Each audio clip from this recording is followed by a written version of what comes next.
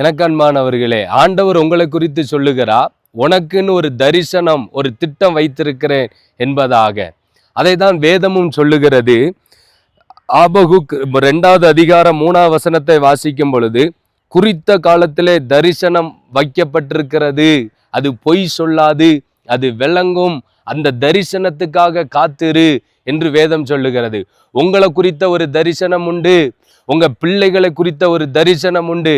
வேதம் தெளிவாக சொல்லுகிறது, நீங்க தரிசனம் உள்ள சந்ததிகள், நீங்க தரிசனம் பெற்றவர்கள். உங்களை குறித்து கர்த்தருக்கு ஒரு தரிசனம் உண்டு. அது தரிசனத்துக்காக காத்திருங்கள். அது விளங்கக்கூடிய நாட்களுக்குள்ளே வந்துட்டீங்க நீங்க.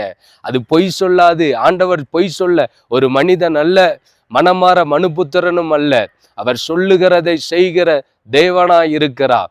ஆம் பிரியமானவர்களே, நம்ம பாருங்க, ஒரு ஃபேன் படைச்சவங்களே அந்த ஃபேனுக்கு உண்டாக்கும் பொழுது அதை குறித்த ஒரு திட்டம், ஒரு தரிசனம் இருக்குது. அவங்க அந்த ஃபேனை குறித்து என்ன, அந்த சுவிட்சு போட்டால் அந்த ஃபேன் சுத்தணும், 4 பேர்த்துக்கு அது பிரயோஜனப்படணும்னு சொல்லி.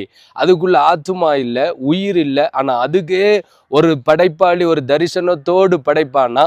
வேதம் சொல்லுகிறது, உங்களை என்னையும் குறித்து தம்முடைய சாயல்ல கர்த்தர் படைத்திருக்கிறார். உங்களை குறித்த ஒரு தரிசனம் உண்டு. அந்த தரிசனத்துக்காக காத்திருங்க.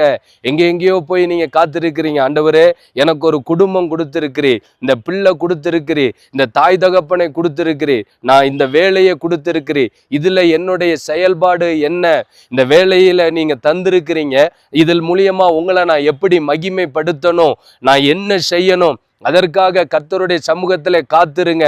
அந்த கொண்டு போனதின் நோக்கத்தை கர்த்தர் நிறைவேற்றுவார். உங்களுக்கு கொடுத்த தரிசனத்தை கர்த்தர் நிறைவேற்றுவார். God bless you.